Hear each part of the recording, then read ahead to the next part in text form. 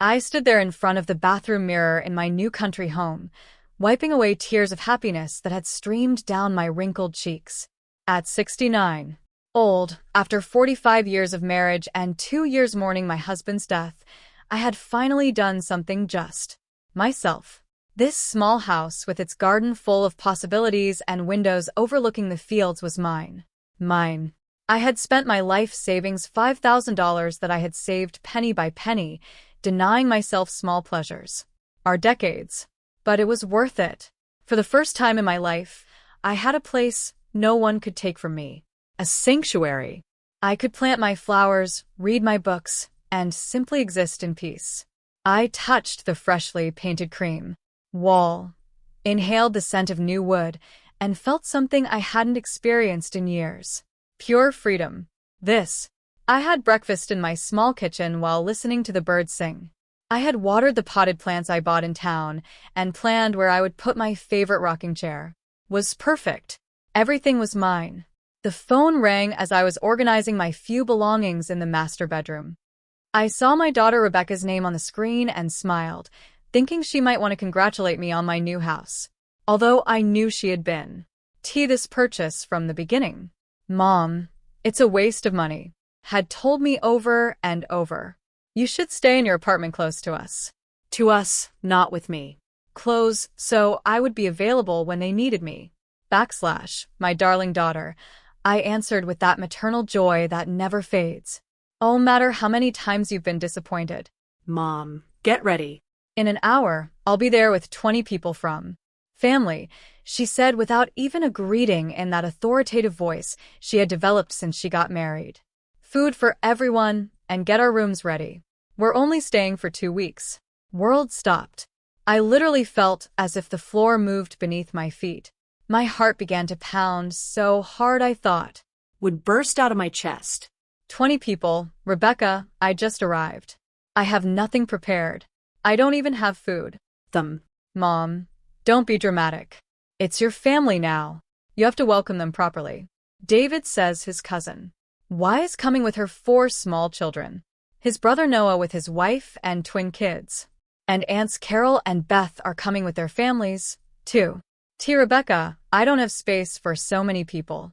This is a small 2-bedroom house. And besides, there are no buts. Are your family. You have an obligation to help us. Besides, why did you buy such a big house if it's not for us to use? Don't be selfish, Mom. We're our way, so hurry up and get everything ready. Oh, and make sure there are enough clean towels for everyone. The kids will want to swim in lake, so also prepare some food for the ride back. See you. She hung up. Like that. I stood there holding the trembling phone, feeling all the happiness I had felt just minutes ago vanish like smoke. People in my new house without warning, without asking if I could, if I wanted to, if I had the means to accommodate them, and worst of all, about my house as if it were a free family hotel. I looked around my 2-bedroom, 1B house. Where would 20 people sleep on the floor? In my living room that barely had a small. My refrigerator was practically empty. I barely had a few eggs, some milk, and a few tomatoes I had bought in. How was I going to feed 20 people with that? With what money was I going to buy food for 2 weeks, for so many? But what hurt me most wasn't the impossible logistics of the situation. Broke my heart was realizing that once again my opinion didn't matter. My daughter had decided for me. She had disposed of my house, my time, my money, if I were her employee and not her mother. As if this house, which I had bought with the sweat of my brow and my savings, were a free hotel for her husband's family. I sat on the edge of my new bed, the one I had chosen so, thinking of the quiet mornings I would spend there reading, began to feel that familiar hollow sensation in my stomach. It was the same one I felt every time Rebecca and her husband showed up at my old apartment. Would eat whatever was in my refrigerator, use my washing machine, my television, and leave everything dirty and messy as if it were the most natural thing in the world. I vividly remembered the day after my funeral when I needed emotional support the most. Rebecca had shown up with empty boxes and a fake smile. Mom, you have too many things. Need to get rid of all this, she had told me while packing my late husband's books without asking. We're taking these. You don't need them. At Our age, you don't read as much. And I, in my grief and confusion, had let her take half of my memories, including gold watch that had belonged to my father-in-law. When I sold the apartment to buy this house, she had insisted I give her the money to invest it better. You don't understand finances. I know how to make that money grow, she had told me with that condescending smile I hated so much. When I refused, he didn't speak to me for a whole month. And now, on my first day in my new house, she was already claiming her right to use it as if it were hers. Began to stream down my cheeks as I looked out the window at the garden I had dreamed of tending. In an hour, all silence, this peace, this feeling of freedom would turn into chaos. I remained seated on my bed for several, trying to process what had just happened. The silence of my new house, moments ago had seemed so beautiful and tranquil, now felt heavy and threatening. In less than an hour, refuge I had built with so much sacrifice would become a place of chaos and demands. I slowly got up, feeling weight of my 69 years more than ever. My legs trembled slightly as I walked to the kitchen, where I opened refrigerator with a mix of hope and despair. The reality was even worse than I remembered.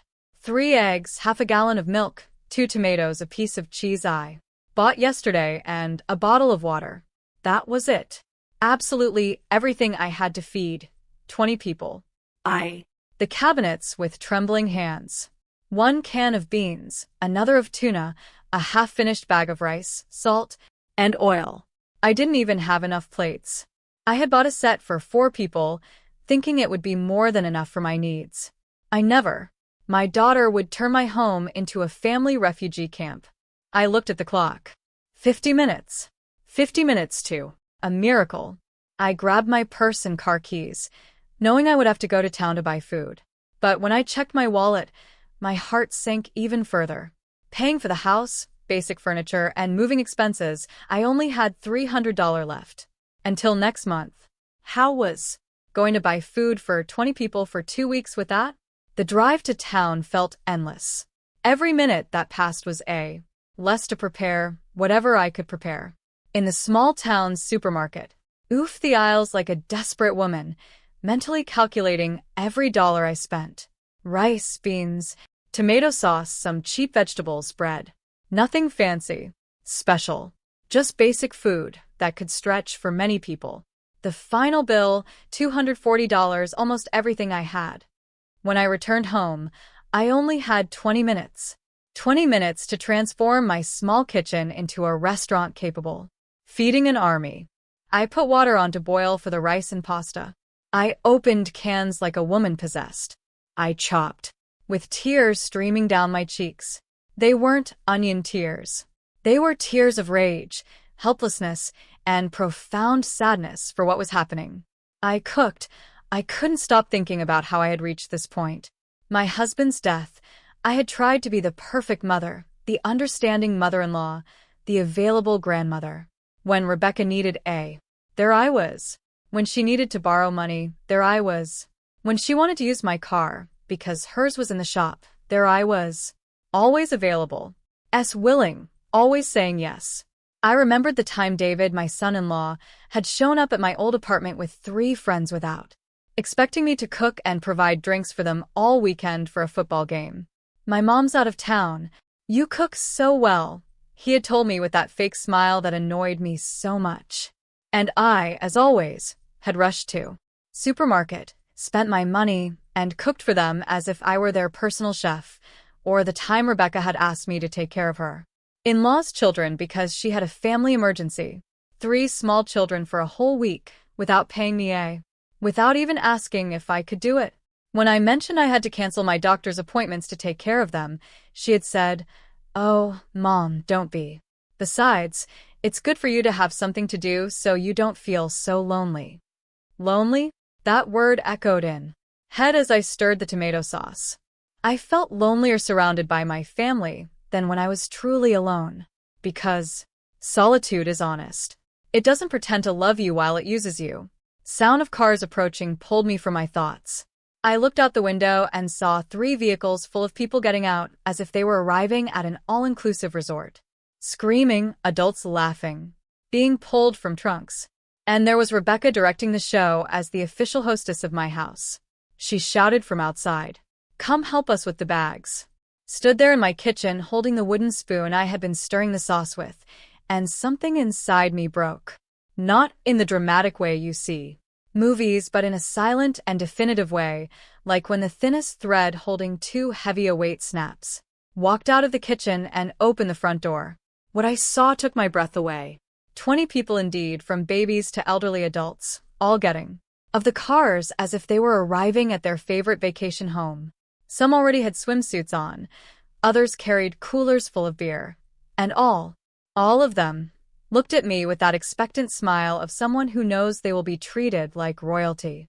"T. Mary," shouted Emily, David's cousin, carrying a crying baby. "What a beautiful house.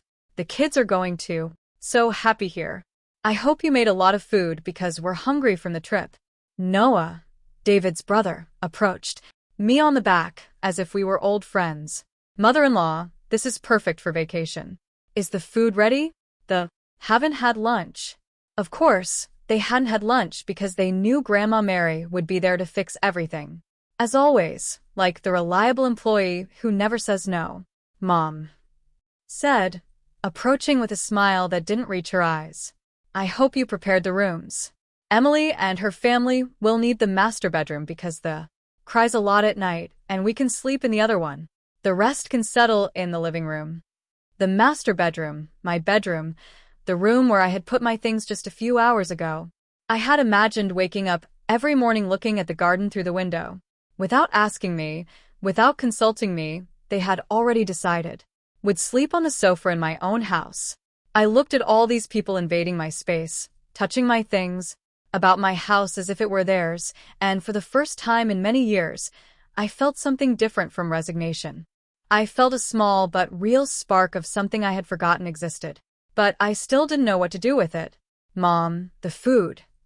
yelled from the door, as if I were a waitress who had taken too long to take the order. "The kids are hungry and the adults want to have lunch, too." We settle in. I return to the kitchen like a zombie, feeling the eyes of 20 people fixed on my back. The rice had stuck a little to the bottom of the pot. The pasta was almost overcooked, and the tomato sauce looked thinner than I would have liked. Tea was what I had. It was what I had managed to make with the little time and money I had. I started serving on the plates I had, knowing they wouldn't be enough. Indeed, after serving 8 plates, I ran out of dishes. I had to, with cups, bowls, and even used the lid of a pot as a plate for one of the smaller children. The humiliation was complete. "Is this all?" Noah asked, at his plate with a small portion of rice and sauce I had managed to serve him. "I thought there would be meat or chicken." "You don't have anything. It's just that you arrived very suddenly, and I didn't have time to." I began to explain, but David interrupted. "Mary, it's okay. We understand you didn't expect so many people, but you could have made an effort. We're family." Besides, this house is beautiful. You surely have money saved to buy better things." Saved. If they knew I had just spent almost everything I had left on that meal they were criticizing, maybe they would probably still be criticizing. David's family had that special ability to make you feel guilty no matter the circumstances. Grandma of Noah's twins said, a boy about 8 years old, "Do you have video games like at my other grandparents' house?" "No, "There are no video games here," I replied with the sweetest voice I could, not to unleash my frustration on an innocent child. "And cable TV and Wi-Fi?" he continued asking. "Not yet. I just moved in and haven't set up those services yet." The child looked at me as if I had told him I lived in a cave. "So, what are we going to do for 2? This is boring." Emily, while changing her baby's diaper on my dining room table, joined the conversation. "We need you to go to town to buy diapers, formula, and baby food. I forgot to bring enough for 2 weeks. We also need sunscreen, mosquito repellent, a few other things." She handed me a handwritten list on a napkin. "Here's everything written down. You can go this." I took the list with trembling hands. Diapers, Formula, sunscreen, repellent, sanitary napkins, medicine, aspirin, antacid, children's shampoo, antibacterial soap, detergent. The list seemed endless. I mentally calculated at least $200 more. The last $200 I had left. I said, trying to stay calm. I don't have much money available right now. I just bought the house and oh. She interrupted, laughing. Don't be dramatic. They're just basic things. Won't break you. Besides, it's for your family. I'm sure you have something saved for emergencies. They were my emergency, but not the kind I had planned for. Paul, Of David's uncles, approached with a beer in his hand. A beer he had taken from his own cooler.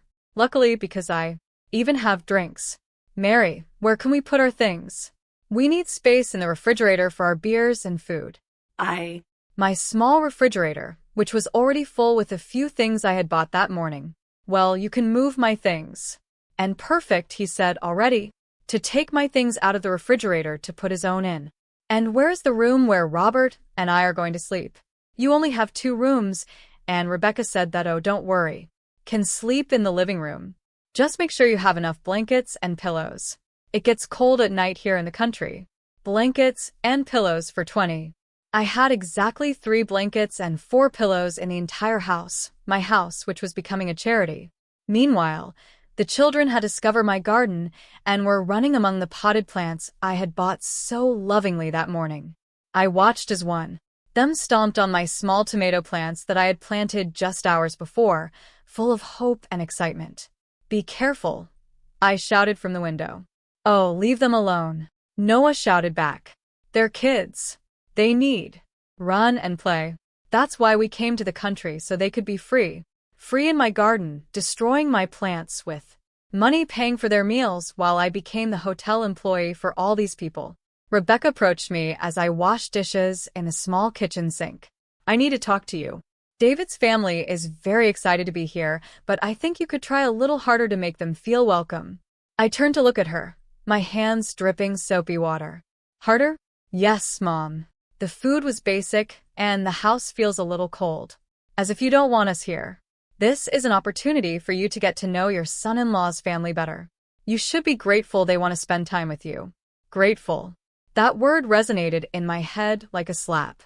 That 20 people invaded my house without permission, spent my money, criticized my food, destroyed my garden, treated me like their personal employee. Besides, Rebecca continued, I hope you don't plan on charging them anything to stay here. That would be stingy of you. Charge them. The idea hadn't even occurred to me, but now that she mentioned it, why not? If it, 1 opal 2 weeks. That would be thousands of dollars. But I said nothing. Not yet. I just nodded, and night, while 20 people slept comfortably in my house, I stayed awake on the small sofa in the living room, to the snores coming from everywhere, staring at the ceiling, and wondering when exactly I had lost of my own life. The answer came to me in the darkness. I had lost it little by little. Every time I said yes, I wanted to say no. Every time I put others' needs before my own. Every time I let them treat me as if my time, money, and my space had no value. But for the first time in a long time, I also realized something else. It was still time to regain that control. Woke up at 5 in the morning with terrible back pain from sleeping on the sofa. The silence of the dawn lasted exactly 30 seconds before chaos began. Wise baby started crying, waking up all the other children, who immediately began running through the house and playing as if it were an amusement park. I got up from the sofa, every one of my 69 years in my joints, and headed to the kitchen to make coffee. I needed caffeine too. What was coming? But when I arrived, I found Noah already there rummaging through my refrigerator as if it were his own. Good morning, Mary, said, without looking up. Where's the coffee? And we need milk for the kids. I don't have cereal, I replied, trying to keep a neutral tone. What do you mean you don't have cereal? Are the kids going to eat for breakfast then? It was an honest question, and I didn't have an honest answer. I didn't have cereal. I didn't. Enough milk. I didn't have enough of anything to feed 20 people for 2 weeks. My small pantry was designed for person who ate simply and economically. Can I make scrambled eggs? I offered. I had exactly 6 eggs left after the ones I had used yesterday. 6 eggs for 20 people? Noah asked. We'd better go to town to buy real food. But make it quick, because the kids will be hungry soon. Let's go. If it were a joint decision, as if the money belonged to both of us, as if I hadn't just spent my last savings yesterday on a meal they had criticized. Appeared in the kitchen with the baby in her arms and a sour face. Mary, I need you to boil water for the bottle. I also need you to wash these clothes because the baby soiled himself last night. She handed me a bag full of dirty clothes that smelled terrible. You bring enough clothes for the baby? I asked. Yes, but I didn't think he would get so dirty. Besides, you have washing machine here. Isn't it easier to wash here than to carry so much laundry? Easier for her, more work for me, more expense for water, electricity, detergent for me. The children began to arrive in the kitchen like a hungry wolf pack. 5 children between the ages 4 and 12, all asking what was for breakfast, all expecting the magical grandma to produce food out of thin air. I'm hungry, the youngest girl said with such an innocent face that it broke my heart. It wasn't her fault to be in this situation. I know, my love. See what we can do, I replied. Empty cabinets and trying to work miracles. Robert appeared, yawning and scratching his stomach. Do you have coffee and not that instant stuff? I hope for something decent. Decent coffee. I had just gotten from my own sofa after being kicked out of my own bed, and he was asking for gourmet coffee. I only have instant. I told him. Seriously? Well, I guess we'll have to go to town to buy real coffee, too. And since we're going, can buy everything we need for these days. We, again, that word, as if we were partners in this disaster. Rebecca, downstairs from my room where she had slept comfortably in my bed, looking perfectly rested. Good morning, Mom. Is breakfast ready? David is hungry and like to wait. Rebecca, I don't have enough food for Mom. We already talked about this yesterday. You need to get more organized. We are 20 people. Can't improvise. Why don't you make a proper shopping list and go to town? Can stay here taking care of the house. Taking care of my house while I spent my money buying food for them. Appeared behind Rebecca, with that fake smile I also knew. Mother-in-law. Morning. I heard you're going to town. Can you bring cigarettes and beer? The ones we brought won't last 2 weeks. Also need charcoal for barbecue tomorrow. Cigarettes, beer, charcoal. List of expenses kept growing, and my wallet kept shrinking. David, I don't smoke, and I don't drink. I don't know. Brands. Don't worry, any brand is fine. The important thing is that we have enough to have a good time.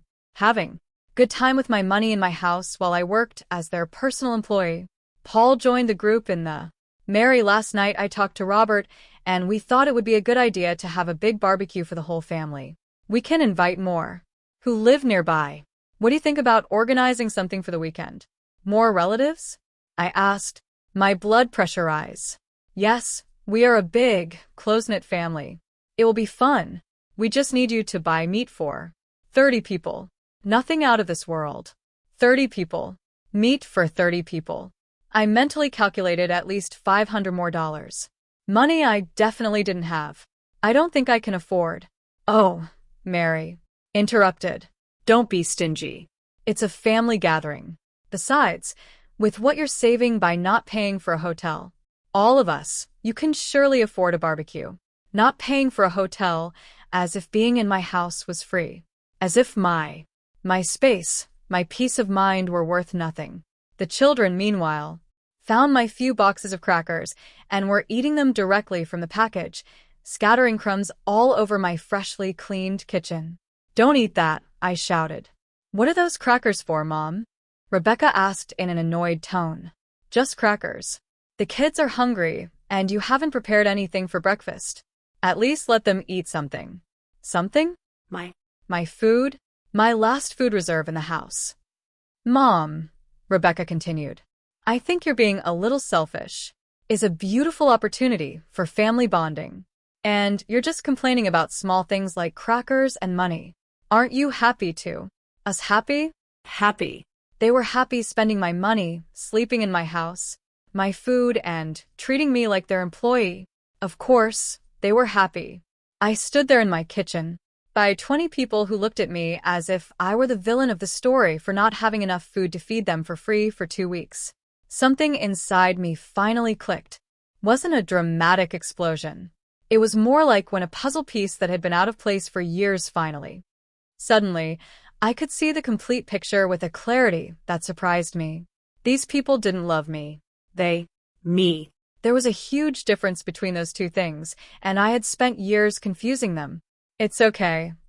Told them with a calm that surprised even myself. I'll go to town to buy what you need. Smiled, satisfied that they had won another battle against the obliging grandma. But as I took my purse and car, I wasn't thinking about food or shopping lists. I was thinking about something completely different.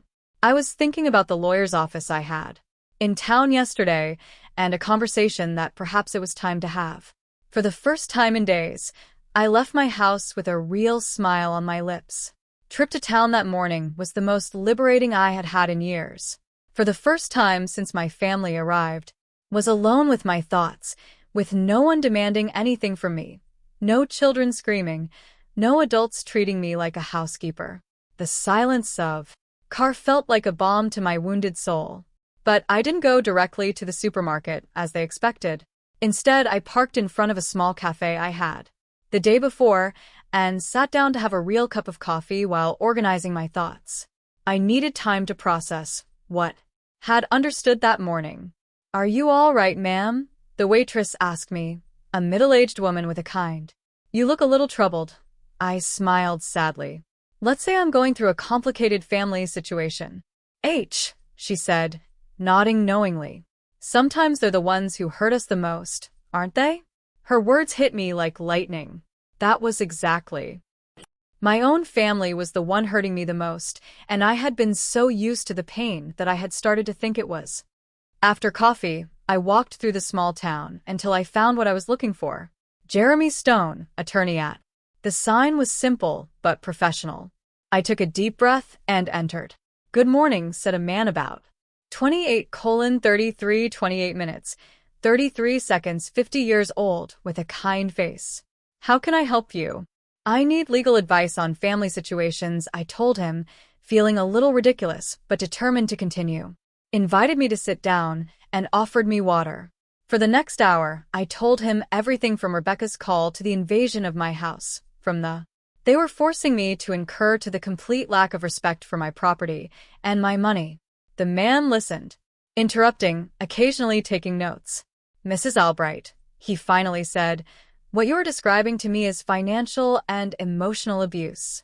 Fact that they are family does not give them the right to use your property without permission or to force you to. Do your money on them." "But they are my family," I murmured, repeating the excuse I had used for years. "Family respects it, doesn't exploit," replied firmly. "Have you ever thought about setting legal boundaries?" Boundaries? The idea seemed as strange as it was liberating. "What kind of boundaries?" I asked. "Well, your house is your private property. You have the absolute right to decide who can be there and under what conditions. If someone refuses to leave, you ask them to, they are technically trespassing. Trespassing my own family." Jeremy continued, "If so many people are using your property as a place of lodging, legally you could them for the services you are providing, food, lodging, basic utilities. In any hotel, they would pay of dollars for what you are giving them for free. Could I really charge them?" I asked, a mix of hope and terror. "Of course, it's your house. They are your resources.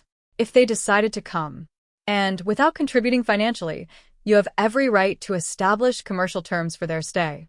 I left Jeremy's office with a full of documents and a new perspective on my situation.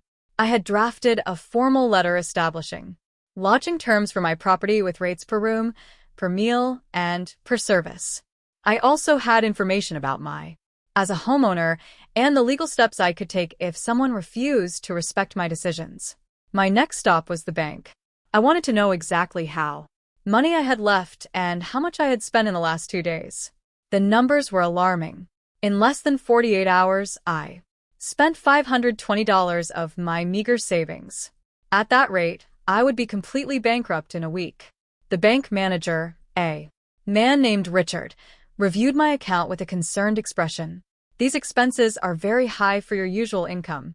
Is everything okay? He asked me. I briefly the situation, and he nodded with understanding. Look, it's none of my business, but I've seen similar elderly people who allow themselves to be financially exploited by relatives. Have you considered limits on your spending? I'm starting to consider it, I replied. If you need help controlling your expenses, setting a budget that protects you from unintentional overspending, we can help you. We can also configure your account to require special authorization. Our expenses over a certain amount. It was another tool I didn't know existed. Way to protect myself from my own misguided generosity. Finally, I went to the supermarket, but this time I only bought the basics. Rice, beans, tomato sauce, some cheap vegetables, no luxuries, no meat for barbecues, no beers or cigarettes. I spent exactly $50. I returned home 3 hours later. I was greeted by a chorus of complaints. Mom, you took forever, Rebecca shouted. Kids are starving and so are we. The meat for the barbecue? Paul asked. And the beer, David added. The cigarettes, Robert insisted. I looked at all standing in my living room in my house, expecting me to solve all their problems with my money. And for the first time in years, I felt clarity. I brought basic food, I told them calmly. Rice, beans. Enough so no one starves. But what about everything we asked for? Insisted. I didn't buy it, I replied simply. The silence that followed was deafening. 20 people looked at me as if I had lost my mind. What do you mean you didn't buy it? Noah asked incredulously. I don't have money to buy for 30 people or beer or cigarettes or all the other things you asked for.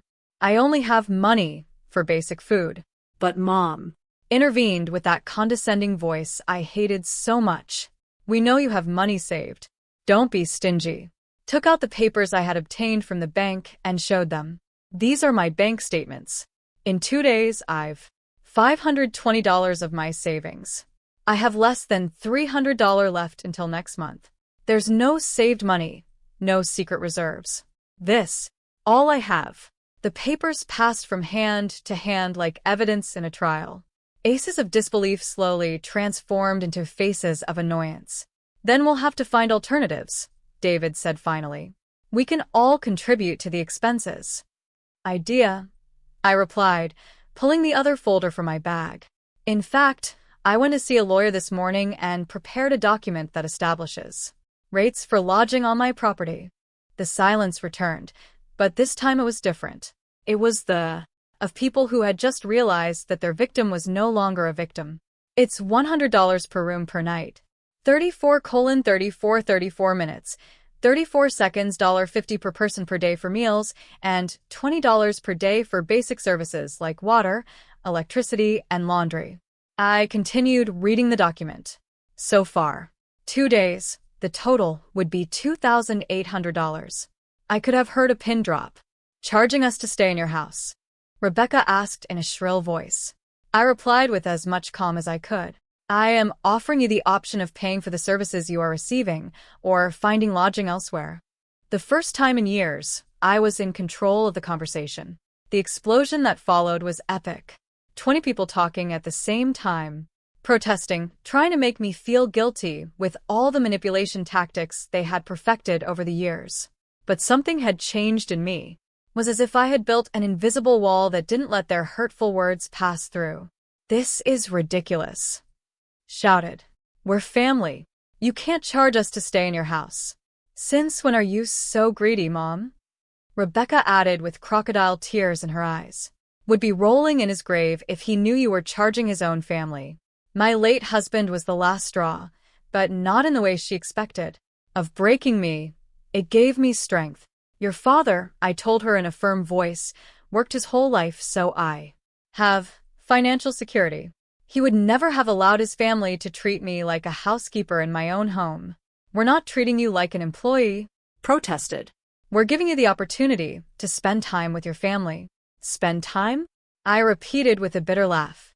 Emily, since you arrived, made me wash your baby's clothes, water for his bottles, and demanded that I buy diapers and formula with my money. Is that spending time? But she insisted. That's what family does, right? I replied with a clarity that surprised even myself. What family is respect each other, contribute equally, and not abuse each other's generosity. What you are doing is exploitation. Approached with a menacing look. I think you're going crazy. Maybe you need medical help. This isn't you. Right? I replied unfazed. This wasn't me before. The old Mary let herself be walked all over, spent her savings on people who treated her badly, confused being used with being loved. But that Mary no longer exists. This is embarrassing, Rebecca shouted. What will people think when they find out you charged your own family for lodging? The same people who think badly of you for showing up uninvited at a 69-year-old woman's house and expecting her to support you for 2 weeks, I replied. Paul tried a different approach. Mary, let's be reasonable. We understand you have. But these rates are exaggerated. We can give you something symbolic. $50 for the entire stay. $50? Repeated slowly. For 20 people for 2 weeks, that's less than 18 cents per person per day. Do you know how much for gas to get here? Probably more than $50 per car. But that's different, Robert protested. Different? Why? Your money is worth more than mine. Because your expenses are important, but mine aren't. Living room filled with murmurs and long faces. I could see them looking at each other, trying to decide what strategy to use. Now, it was then that salvation appeared in the form of a woman about 60 years old with a basket of vegetables in her hands. It was Martha, my neighbor, who had come to me to the neighborhood. Good morning, she said from the open door. Martha, I live next door. I came to meet my new neighbor, and oh, excuse me, I see you have visitors. Come in, I said, grateful for the interruption. They're relatives who came to visit. Martha entered and immediately sensed the tension in the atmosphere. Was one of those older women who have seen so much of life that they can read a situation in seconds. What a big, she commented with a smile, but her intelligent eyes were already analyzing the scene. It must be, to maintain so many people. I hope they are contributing to the expenses. Harry not contributing? Martha asked with genuine surprise. Oh, what a shame. My day, when you visited someone, you always brought something or help with the expenses, especially if there were so many people. But we're family, murmured. All the more reason, Martha replied energetically, is the one who should take care of their own the most. You know what? My daughter lives in the city, and every time she comes with her grandchildren, always brings the complete groceries. She says it's not fair for me to spend my pension feeding her whole family. I could see how Martha's words having an effect. It was one thing for me to tell them they were abusing me, but it was quite another for a stranger to confirm it. And where are all from? Martha continued asking with innocent curiosity. From the city, David replied curtly. Must have been expensive. Gas, food on the way, and then arriving and finding everything paid for. How lucky. I suppose you all organized yourselves to help Mary with the expenses for so many people. Every word from Martha was like a needle pricking family's conscience, or at least pricking their pride at being exposed to a stranger. Martha, I said, would you to have some coffee? I'd love to get to know you better.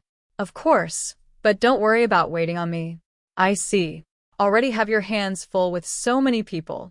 I prepared coffee for Martha in the kitchen. She followed me. Honey, she whispered. I don't know if it's to say this, but those people don't look like they're here out of affection. They look like they're here for convenience. Words were like a bomb. Someone else saw what I had been seeing, but had been denying for years. Is it that obvious? Asked. Darling, I've been in this world for 60 years. I've seen everything. Those people arrived to be treated like kings, and you look like someone who hasn't slept well and is spending money she doesn't have. I broke down a little. But my family. True family doesn't abuse, my dear. True family takes care of their elders. They don't exploit. Martha put a comforting hand on my shoulder. Want me to tell you something? Sister had the same problem with her children. They lived off her, treated her like an employee, spent her pension. Oh, you know what she did? I asked hopefully. She set boundaries. She told them, "You visit me when I invite you, for the time I decide. You contribute to the expenses. If you don't like it, find a hotel." At first, there was drama, shouting, blackmail, but then they realized she was serious, and it worked. Boys help and treat her with respect because they learned that a mother's affection isn't free when they confuse it with exploitation. We returned to the living room with the coffee. The family had been murmuring among themselves. I could see that they had reached some kind of consensus. David cleared his throat. "We've been talking, and we think maybe we could contribute something to the expenses. Not the exaggerated amounts you propose, but something reasonable." "Much do you consider reasonable?" I asked. $200 for the entire stay for all of us, said Martha, almost choked on her coffee. $200 for 20 people for 2 weeks. Children, the cheapest hotel in town, charges $60 per night per room. Math was relentless, and they knew it, but I had already made my decision. $200, repeated slowly, as if considering the offer. I saw them all with anticipation in their faces, thinking they had found way to get their way once more. For 20 people for 14 days with 3 meals a day, lodging, water, electricity, gas, and cleaning. Exactly, Rebecca said with a triumphant smile. "We're reasonable. We want to contribute." Looked at me with that expression only wise women have when something good is about to happen. She had perfectly what was going on. "Okay," I finally told them. "I accept your proposal." Sighed with relief. They thought they had won, but I continued.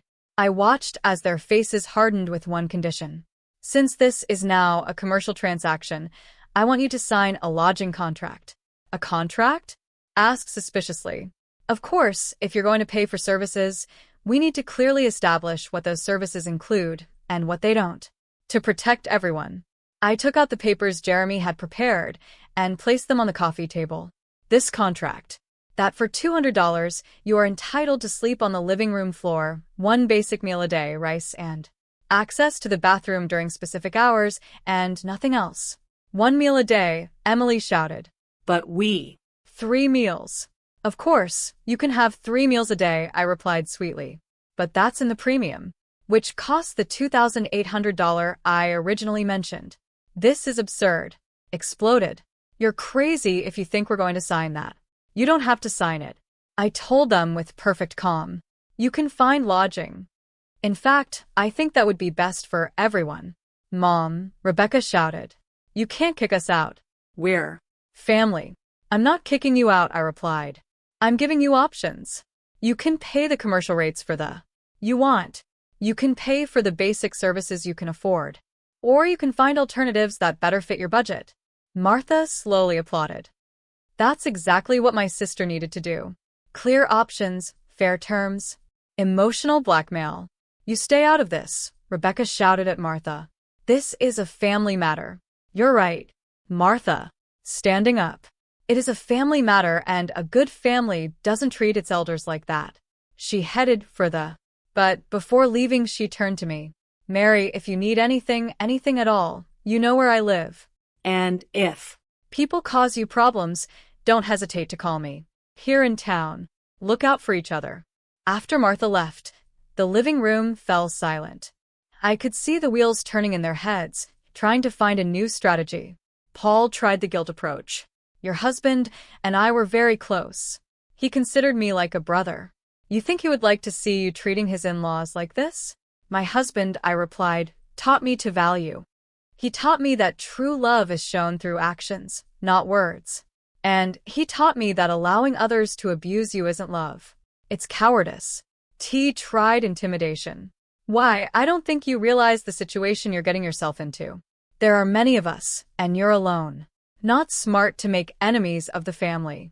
His words would have terrified me before, but now they only confirmed. I already knew. These people didn't love me. They needed me. And when they couldn't use my love, they resorted to. "Are you threatening me in my own home?" I asked with a calm that surprised me. "Not a threat," he replied quickly. "I'm just being realistic." "Reality," I said, "is that you came to my house uninvited, expecting free services you can't afford." "The reality," S that when I asked you to contribute equally, you refused. And the reality is that now that I offer you fair options, resort to threats and intimidation. Baby needs stability, and you're throwing us out into the street. Your baby, I replied, needs parents who can. His basic needs without relying on exploiting an elderly woman. If you can't afford a vacation, maybe you. Take one. The children who had been playing in the garden ran in. Why is everyone shouting? The youngest asked. My heart broke a little. The children were innocent in all this. Their parents were using them as emotional shields. Adults are having a serious conversation, I replied gently. Why don't you go play outside for a little longer? But we're hungry, one of the S said. Is the food ready? I looked at all the adults in the living room, moved to take care of their own hungry children. They expected me to do it as always. I said, your children are hungry. In the kitchen there's rice and beans that you can prepare for them. Not going to cook? Noah asked incredulously.